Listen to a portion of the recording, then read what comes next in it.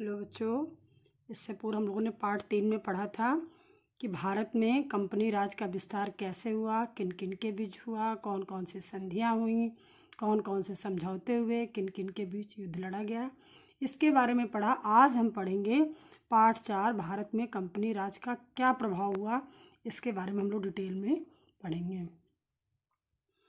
अंग्रेजों ने जब भारत का विशाल साम्राज्य पर कब्जा जमाने के बाद उस पर नियंत्रण, स्वतंत्रता संग्राम 1857 ईस्वी के 100 वर्षों की लंबी अवधि के दौरान भारत पर कंपनी की पकड़ को बनाए रखा और उसे सुदृढ़ करने की प्रशासनिक नीति में भी अक्सर बदलाव करता रहा। अंग्रेजी शासन का प्रशासनिक ढांचा इन्हीं उद्देश्यों को पूरा करने के लिए बनाया गया था। सबसे अधिक जोर कानून और व्यवस्था को बनाए रखने पर दिया जाता था, जिससे बिना रुकावट भारत के साथ व्यापार किया जा सके तथा उसके भौतिक और प्राकृतिक संसाधनों का अधिक से अधिक लाभ या प्रयोग किया जा सके। बंगाल में दोहरी शासन व्यवस्था की व्यवस्था की गई। बंगाल में नियंत्रण होने के बाद लॉर्ड क्लाइव ने बंगाल में दोहरी शासन व्यवस्था प्रारंभ की। इस व्यवस्था में कंपनी के पास राजस्व वसूली का कार्य था और नवाब के पास राज्य की कानून व्यवस्था को बनाए रखना तथा राज्य के विकास के कार्यों की जिम्मेदारी थी। कंपनी के पास अधिकार थे परंतु कोई दायित्व नहीं था, जबकि नवाब के पास दायित्व तो थे परंतु अधिकार नहीं थे।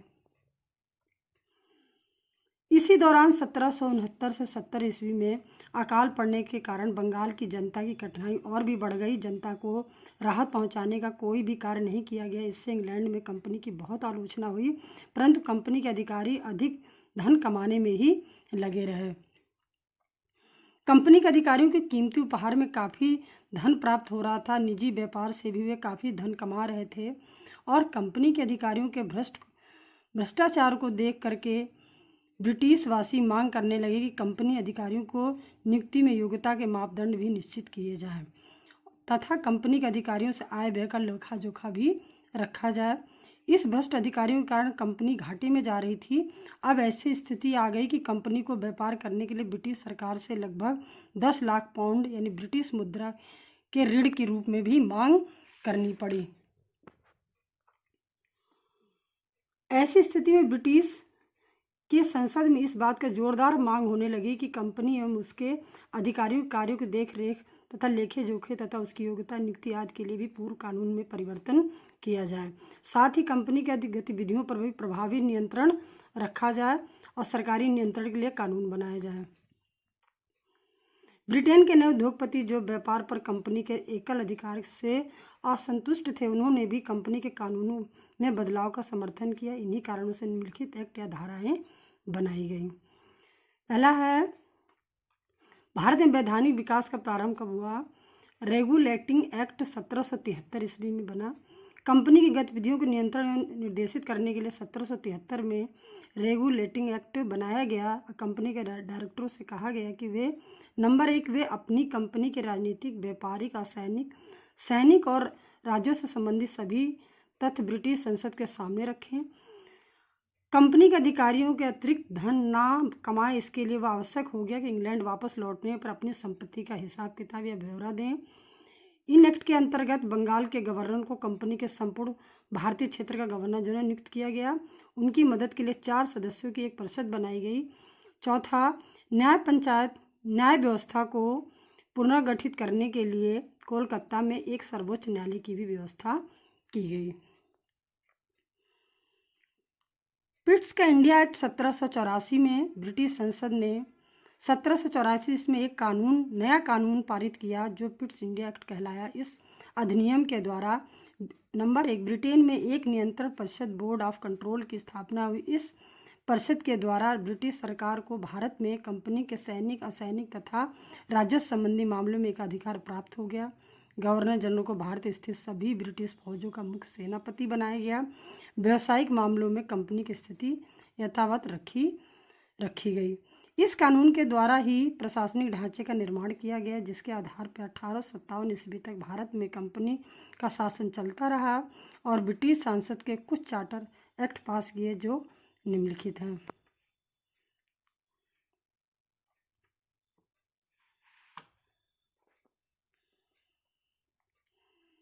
एक्ट एवं वर्ष। चार्टर एक्ट 1793 ईस्वी में अधिकार क्या क्या थे? इस एक्ट से गवर्नर जनरल और गवर्नरों को यह अधिकार प्राप्त हो गया कि वे अपनी परिषदों के फैसले को बदल सकते हैं। इसके अनुसार मुंबई तथा चेन्नई की सरकारों पर गवर्नर जनरल का नियंत्रण भी बढ़ा दिया गया।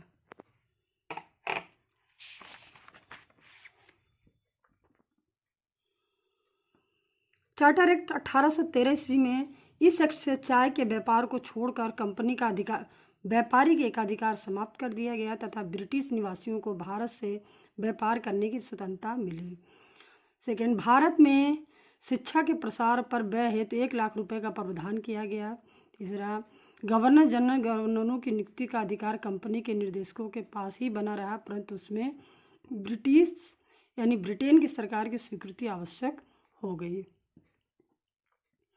चार्टर एक्ट 1833, इस एक्ट से चाय और व्यापार पर कंपनी के अधिकार समाप्त कर दिया गया और ईस्ट इंडिया कंपनी के पास भारत में अंग्रेजी राज प्रशासन चलाने का ही कार्य रह गया और गवर्नर जनरल को अपनी परिषद की सलाह से कानून बनाने का अधिकार प्राप्त हो गया। अब मुंबई तथा चेन्नई की सरकारों से कानून बनाने का अधिकार छीन गया। चार्टर एक्ट 1853 ईस्वी में इस एक्ट ने गवर्नर जनरल की परिषद में 6 सदस्य और बढ़ा दिए जो ब्रिटिश संसद द्वारा मनोनीत किए जाते थे और परिषद ने कानून बनाने वाली व्यवस्थापिका का भी रूप धारण कर लिया। इससे कंपनी शासन पर ब्रिटिश सरकार का नियंत्रण और अधिक बढ़ गया। कंपनी ने सरकार की सेवा एवं उच्च पदों पर नियुक्ति हेतु नागरिक सेवा यानी सिविल सर्विस प्रतियोगिता का भी व्यवस्था की। इस प्रकार उक्त सभी चार्टर अधिनियमों का परिणाम यह हुआ कि भारत में अंग्रेजी राज पर कंपनी के निर्देशकों के प्रशासनिक अधिकार घटते गए और धीरे धीरे उस पर ब्रिटिश सरकार का वास्तविक नियंत्रण स्थापित हो गया। कंपनी शासन के 3 मुख्य आधार थे: नागरिक सेवा यानी सिविल सर्विसेज, सेना तथा पुलिस और न्याय व्यवस्था। ब्रिटिश भारत में हर जिले में राजस्व वसूली के लिए एक कलेक्टर, कानून व व्यवस्था बनाए रखने के लिए एक पुलिस सुपरिटेंडेंट अधीक्षक और न्याय व्यवस्था के लिए एक जज होता था। ब्रिटिश भारत में इन पदों पर भारतीय की नियुक्ति नहीं हो सकती थी। कंपनी के शासकों ने हिंदुओं और मुसलमानों के व्यक्तिगत कानूनों, रीति रिवाज, विवाह आदि से संबंधित कानूनों में हस्तक्षेप करना उचित नहीं समझा। उसके लिए पूर्व प्रचलित कानूनों के आधार पर ही न्याय किया जाता था। 1774 ईस्वी में बच्चों ये सुप्रीम कोर्ट की स्थापना हुई। इसके पश्चात भारतीय तथा जिला अदालतों की भी व्यवस्था की गई। इस न्याय व्यवस्था में कानून के अनुसार न्याय किए जाने पर बल दिया गया, किंतु यूरोपीय और भारतीयों के लिए समान कानून नहीं थे। उनके न्यायाधीश भी अलग अलग होते थे। उच्च प्रशासनिक अधिकारियों का प्रशिक्षण, प्रशासन की जिम्मेदारियां बढ़ती गईं तो यह महसूस किया गया कि प्रशासनिक अधिकारियों को भारत की शासन व्यवस्था, समाज व्यवस्था, भाषाओं तथा परंपराओं को भली भांति परिचित होना चाहिए। इन विषयों की शिक्षा देने के लिए 1801 में कलकत्ता में फोर्ट विलियम कॉलेज की स्थापना भी की गई। सन 1853 में नागरिक सेवा में भर्ती होने के लिए भारतीयों के लिए नागरिक सेवा प्रतियोगिता भी प्रारंभ की गई, यानी शुरुआत की गई। उनकी परीक्षा इंग्लैंड में होती थी। 1853 में इस प्रतियोगिता में प्रवेश की उम्र पहले 23 वर्ष की गई, किंतु बाद में 1863 में प्रवेश की उम्र 23 वर्ष से घटाकर 21 वर्ष कर दी गई तथा 1876 में 21 वर्ष से घटाकर 19 वर्ष कर दी गई। इस परीक्षा का माध्यम अंग्रेजी भाषा थी। इस कारण भारतीयों के लिए नागरिक सेवा में चयन कठिन हो गया। शिक्षा और सामाजिक सुधार। अंग्रेजों ने 1781 में कोलकाता में एक मदरसा और 1792 में ईस्वी में बनारस में एक संस्कृत कॉलेज की स्थापना की। विलियम जोन्स ने एशियाटिक सोसाइटी नामक संस्था की स्थापना की, जिसका उद्देश्य प्राचीन भारतीय इतिहास व संस्कृति की जानकारी कराना था। महान समाज सुधार राजा राम मोहन राय भारतीय समाज में बदलाव लाना चाहते थे। वे यह मानते थे कि भारतीय नए ज्ञान, विज्ञान, तकनीकी आज सीखने के लिए अंग्रेजी सीखना अनिवार्य। उन्होंने अंग्रेजी सरकार को चिट्ठी लिखकर अंग्रेजी शिक्षा की मांग की। उधर अंग्रेज सरकार खुद समझने लगी थी कि अगर उसे भारत में लंबे समय तक शासन करना है तो अंग्रेजी पढ़े लिखे लोगों की बहुत ज़रूरत होगी। यह सोचकर अंग्रेज सरकार ने भारत में अंग्रेजी शिक्षा फैलाने की योजना बनाई। फलतः 1835 में सरकार ने लॉर्ड मैकाले के नेतृत्व में अंग्रेजी माध्यम से यूरोपीय ढंग की शिक्षा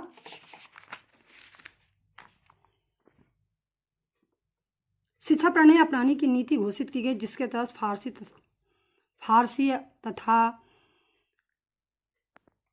अंग्रेजी ने उनका स्थान ले लिया। अंग्रेजी शिक्षा की मांग बढ़ती गई। इसी तरह से अंग्रेजों ने इंग्लिश सिखाने की व्यवस्था मजबूत की।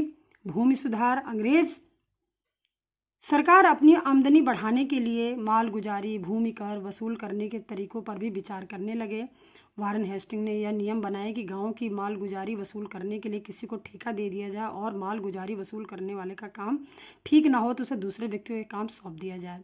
लॉर्ड कॉर्नवालिस ने यह इस प्रथा के निम्नलिखित सुधार किए। नंबर 1, स्थायी बंदोबस्त लागू किया। इससे अधिक से अधिक माल गुजारी वसूल करके देने वालों को नीलामी बोली के आधार पर उन्हें तथा उनके पुत्रों को आजीवन स्थायी रूप से उस गांव का जमींदार घोषित कर दिया जाता था। यही जमींदारी प्रथा या स्थायी बंदोबस्त कहलाता है। अब यही लोग जमीन के मालिक हो गए, किंतु यह स्वामित्व अभी तक रहता है। तब तक ये माल गुजारी देते रहते थे।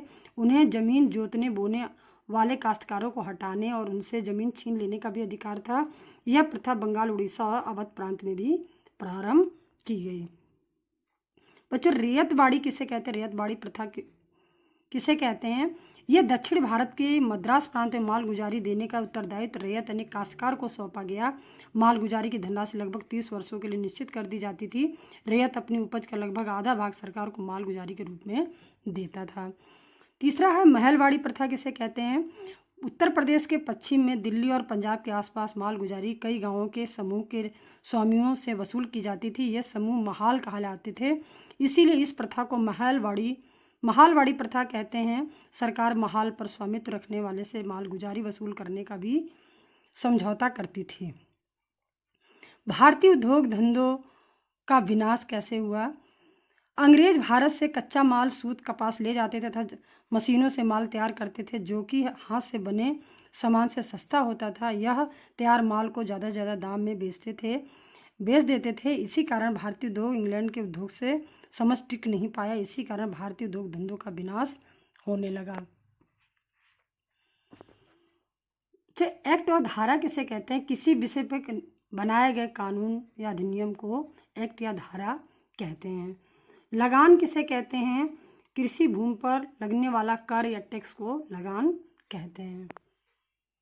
इस तरह से बच्चों ये हमारा पाठ खत्म हुआ। कुछ एक्सरसाइज अभ्यास दिए हुए हैं, उसको आप लोग कर सकते हैं। जैसे रेगुलेटिंग एक्ट कब बनाया गया, और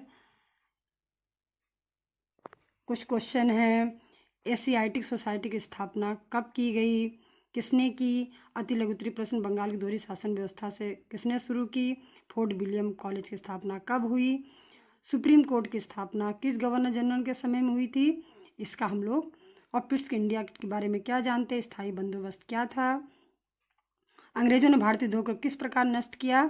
इसके बारे में अभी हम लोगों ने पढ़ा। इसको आप लोग, इस क्वेश्चन को आप लोग हल भी कर सकते हैं। इसी के साथ हमारा ये पाठ खत्म हुआ। धन्यवाद बच्चों।